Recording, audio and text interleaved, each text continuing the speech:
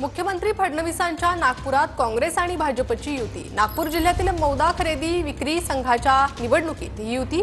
मौदा खरेदी विक्री संघाच्या निवडणुकीत काँग्रेस भाजप युतीचे पॅनल निवडून आले। राष्ट्रवादीचे काँग्रेस जिल्हाध्यक्ष बाबा गुजर यांच्या पॅनलचा पराभव झाला।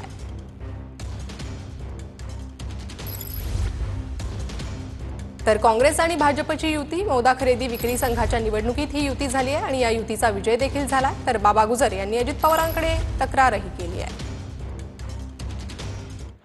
भाजपचे स्थानिक माजी आमदार टेकचंद सावरकर यांनी या जिल्ह्याचे व या विदर्भाचे सहकार महर्षी समजणारे सुनील केदार यांच्याशी युती केली।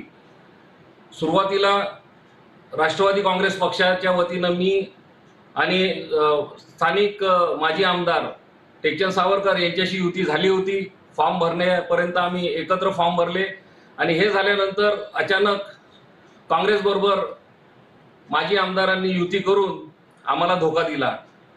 मला असं वाटतं अगोदरच महाराष्ट्रात काँग्रेस लंगडी झालेली आहे आणि आता या छोट्या मोठ्या निवडणुकीमध्ये जर भाजपचा काँग्रेसला साथ घ्यावा लागतं ही फार मोठी शोकांतिका